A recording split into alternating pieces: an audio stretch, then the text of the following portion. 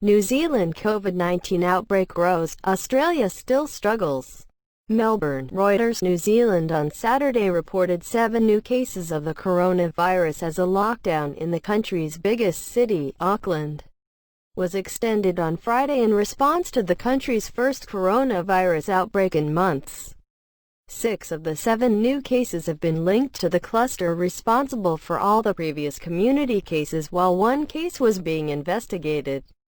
Director General of Health Ashley Bloomfield told a media briefing in Wellington.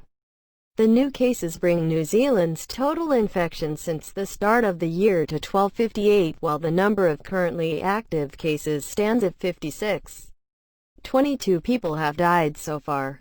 The lockdown in Auckland, home to 1.7 million people, was extended for nearly 2 weeks and followed the discovery on Tuesday of the country's first COVID-19 infections in 102 days. In a family in Auckland, New Zealand and its neighbor Australia have suffered far less death and disease from the COVID-19 pandemic than many other nations, thanks in part to swift lockdown measures.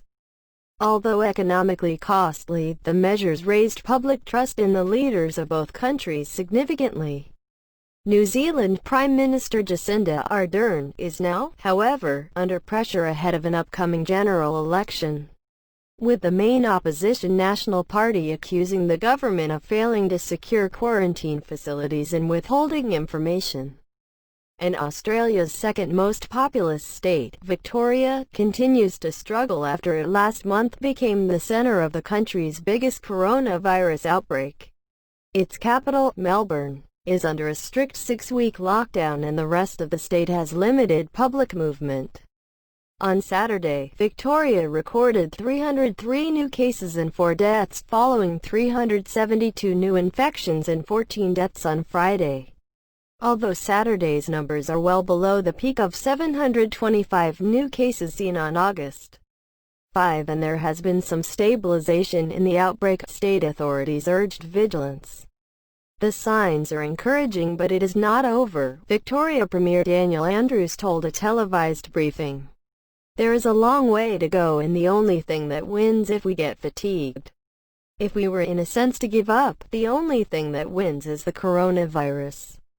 Reporting by Lydia Kelly, editing by Sri Navratnam. Our standards, the Thomson Reuters Trust Principles. Thanks for watching.